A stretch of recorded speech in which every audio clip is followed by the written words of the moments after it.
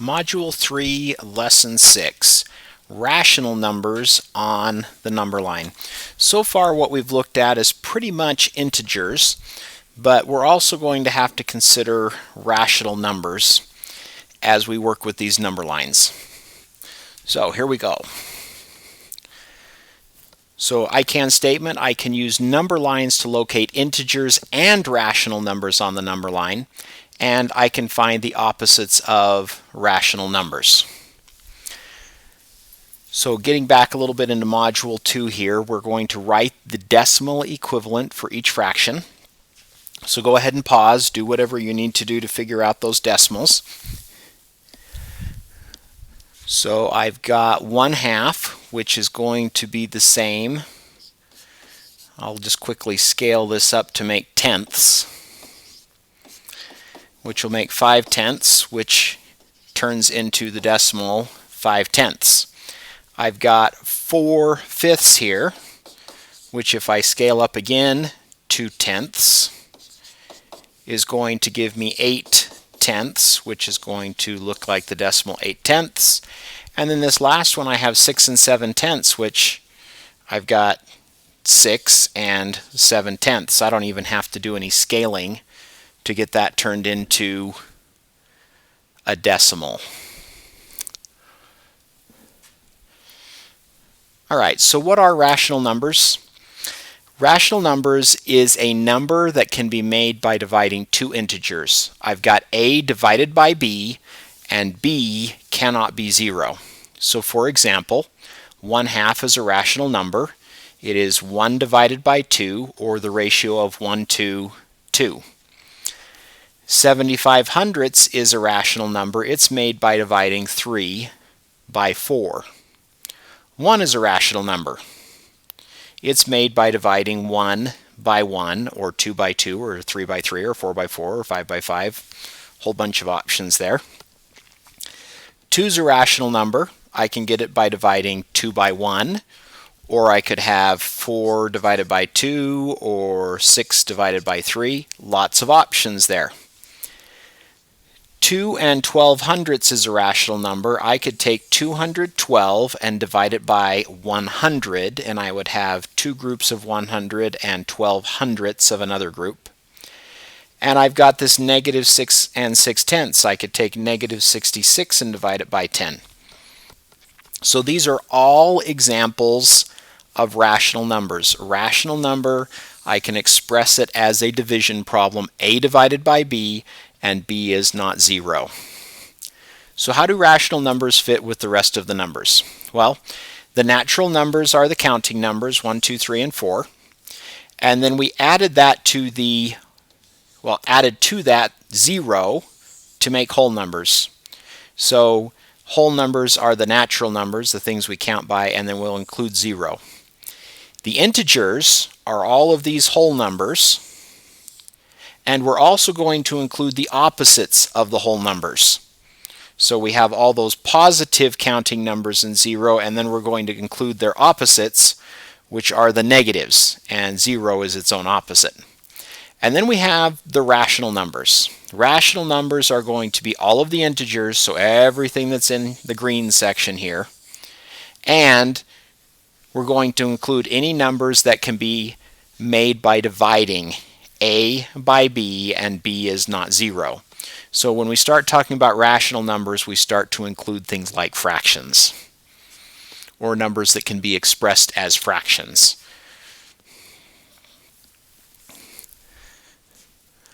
So we're going to write the fraction equivalent of each decimal. So here we have the decimals, and we're going to write them as fractions. So I've got 42, and if I read this out loud, it is 42/100. And at this moment, I'm not going to stress too much about writing these in simplest form, but I am going to quickly show you that these are both even numbers, so I could scale it down by dividing by a fraction equal to 1, 2 over 2, and I would have 21/50.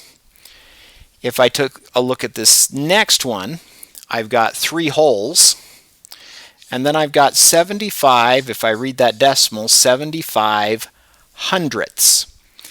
And both of these are multiples of 25, so I'm going to divide by a fraction that is equal to 1, 25 25ths, and that is going to give me 3/4. So I have 3 3/4. This last one, 36 90 but I could also write that as 36 9/10, because this 0 on the end doesn't really change anything in those decimals. So I've got 36 9/10. All right, looking at an example. If b is a non-zero whole number, so it's a whole number that's not 0, then the unit fraction 1 over b is located on the number line by dividing the segment between 0 and 1 into b segments of equal length. I know, lots of stuff there. We'll look at it in a second. One of the b segments has 0 as its left endpoint, and the right endpoint of this segment corresponds to the unit fraction 1 over b. So I know that's all kinds of confusing. We're going to look at it in a second. Just give me a minute. So the fraction a divided by b is located on the number line by joining a segments of length 1 over b, so that 1, the left endpoint of the first segment is 0, and the right endpoint of each segment is the left endpoint of the next segment. The right endpoint of the last segment corresponds to the fraction a over b. All right, so let's try and turn this into something that actually makes just a teeny tiny bit of sense. So we've got a fraction that is a divided by b, and it says we're going to join a segments of length 1 over b. So I've got this 1 over b, and I've got this many sections of them. So let's pretend that b is 2, and I've got 1 over 2. And I'm going to join this 1 over 2 so that the left endpoint is 0. So on my number line I've got 0 here. I'm going to start at 0. And I am going to combine together, one step at a time, and the right endpoint of each segment is the left endpoint of the next. So I started at 0 out of 2, and I came to 1 out of 2, there's a segment, and then I kept going till I had 2 out of 2. So the right endpoint corresponds to my a over b, my 1/2. I know. Let's look at another example here. So we're going to locate and graph the number 3/10 and its opposite on a number line. So this 10 right here tells me that I have 10 segments. 1, 2, 3, 4, 5, 6, 7, 8, 9. 10 segments. If I were a better artist, they would all be exactly the same size. And the A here tells me that I have 3 of them. There we go. 3 of them. So I start at 0, and I am going to go to 3. So this is the left end, this is the right end. I have this section in between. And that is 3/10. Notice I'm starting at 0 and it ends at 1. Fractions live between 0 and 1. If it's a mixed number, that's a whole other thing, but fractions live between 0 and 1. Now I'm supposed to find the opposite, so I need to go the other direction. 1, 2, 3, 4, 5, 6, 7, 8, 9, and I need 1, 2, 3. So here I had 3/10, and here I have -3/10. Now getting back to that big long gobbledygook stuff, our number line here helps us see this. Show it to you one more time. The 10 tells me how many sections I have between 0 and 1. So I have 10 sections here. 3 tells me I start counting at 0 and I go 3 of my sections to get to 3/10. To do the opposite, I will start at 0, and I will go the opposite direction doing the same thing. 10 segments, and I want 3 of them to be at -3/10. So hopefully all of that stuff on that last slide makes a little more sense now. Really need to find a better way to write that, I think. All right, taking a look at exercise 1. So use what you know about the point -7/4 and its opposite to graph both points on the number line below. The fraction -7/4 is located between which two consecutive integers? Explain your reasoning. All right, so this is a kind of a semi-challenging question here that we need to think about. So we're counting fourths. So I'm starting at 0, and somewhere out here I have 1, and it takes 4 segments to make 1. So I've got 1, 2, 3, 4. So there's my first. There's my 1, but I've only used up 4 of the segments. It says here that I have 7 of them. So I need to go 3 more. 1, 2, 3. So now I have -7/4. I went in the negative direction because it was a negative. -7 of these things called fourths. And we know from other years and other lessons that 4 is how many parts it takes to make a whole. So I went 1, 2, 3, 4, and that's where 1 is because that's 4/4. And then I had to go 3 more because it said I had 7. So here I am at -7/4. So on the number line, each segment is going to have an equal length of 1/4. Each of these is a fourth. They're all little fourths.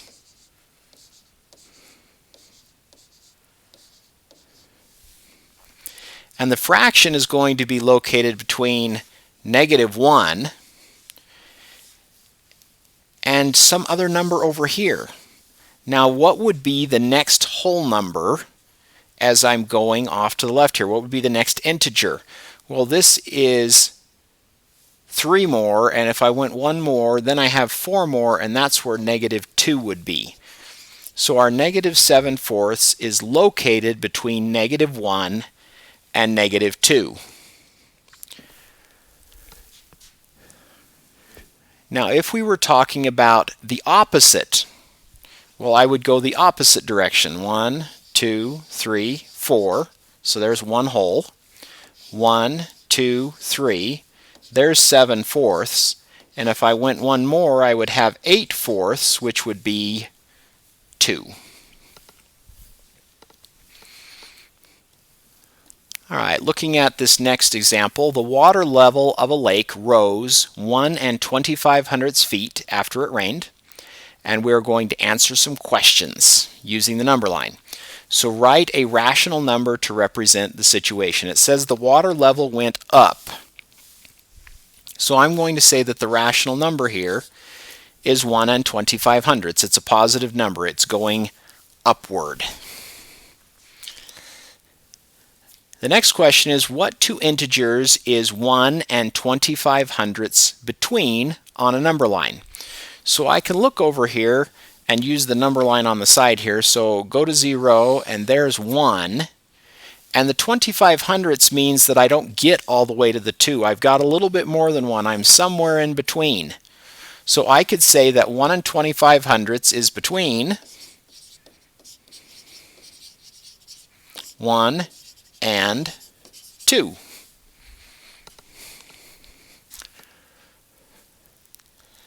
Now, looking at the number line, they'd like to know how long are each of these segments. Oh, it's going to be that kind of day here. There we go.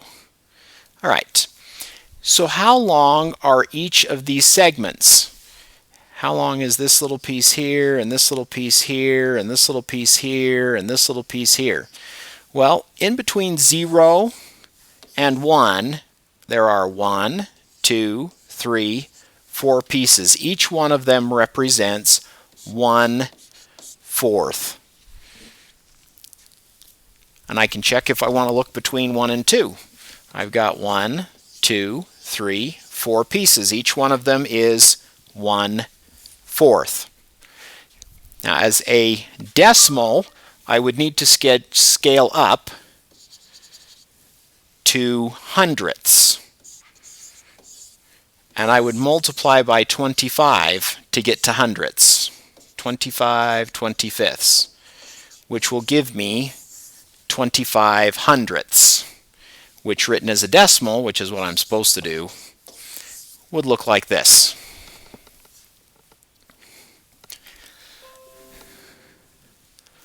All right, so what will the water level be after it rained? So the water level of a lake rose 1 2500 feet after it rained. So what would the water level be? Well, we go 1 2500. So it's going to be at 1 2500 above the original level.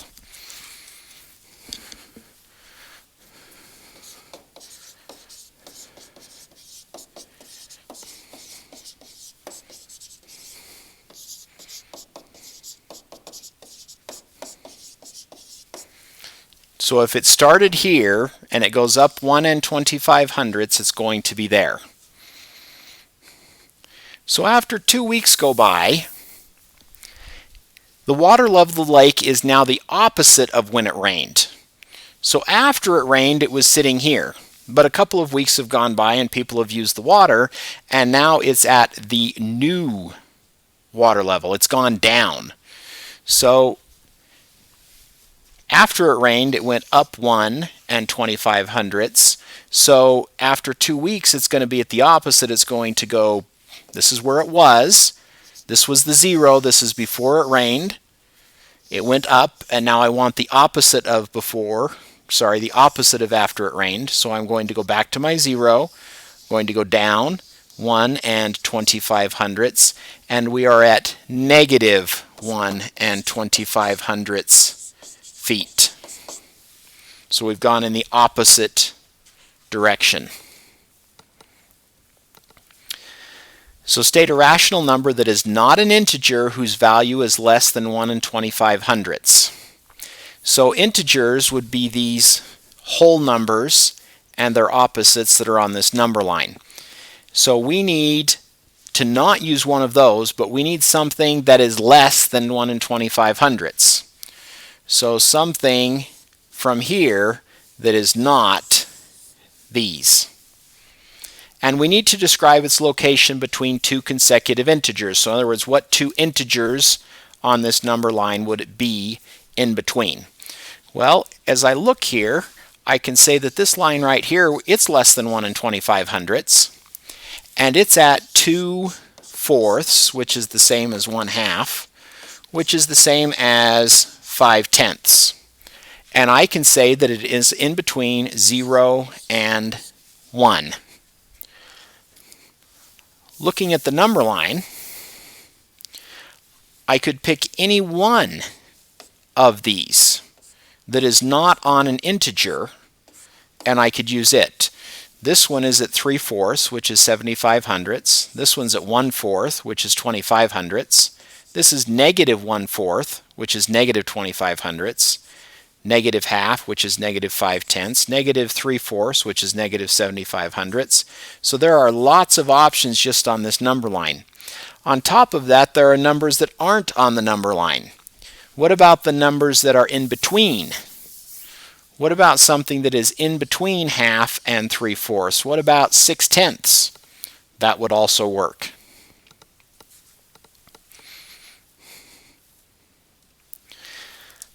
All right, so this would be something that we would do in class, and so it's not really something that I can have you do online. But what you would do is you would pause the video and you would write a real-world story problem using a rational number and its opposite, similar to the problem that we just looked at. I'm not going to do an example here because we just did one with the water level. Create a horizontal or vertical number line to represent your situation. Come up with a scale, write the units of measurement, graph the rational number and its opposite that represent the situation. Describe what points 0 and the opposite number represent on the number line, and name a rational number to the left and right of the rational number you initially chose. So go through the same things that we saw with the water level problem. So how is graphing the number 4/3 on a number line similar to graphing the number 4 on a number line? Well, when graphing each number, you start at 0 and you move to the right or up 4 units. The difference is, what are the units? When we graph 4 on a number line, our units are these holes. 1, 2, 3, 4. When we graph 4/3, we're counting by thirds instead of holes. So in between all of my whole numbers, I need to have my thirds. So I've got 1, 2, 3, 4 thirds. So graphing whole numbers, we're counting by whole numbers. When we're graphing 4/3, we're counting by thirds and counting until we get that numerator of 4. And I've already covered the question, how is 4/3 different? Well, it's what we're counting by. When we graph 4, our unit length is 1. When we graph 4/3, the unit length is 1/3. On a vertical number line, describe the location of the rational number that represents -5 1/10 and its opposite. So you would want a vertical number line, and we would include 0. 5 1/10 would be 5 1/10 of a unit above 0.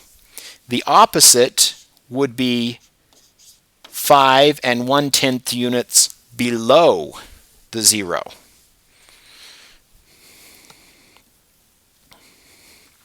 So the number -5 1/10 would be 5.1 units below 0, 5 1/10 units below 0 because it's negative. Its opposite, 5 1/10, would be 5 1/10 units above 0 because it is positive. So looking again at the I can statements, hopefully you're feeling pretty comfortable that you can use number lines to locate integers and rational numbers on the number line, and that you can find the opposites of rational numbers. So that concludes Module 3, Lesson 6. Make sure you complete your problem set, your exit ticket. If you've got questions, make sure you reach out and talk to your teacher.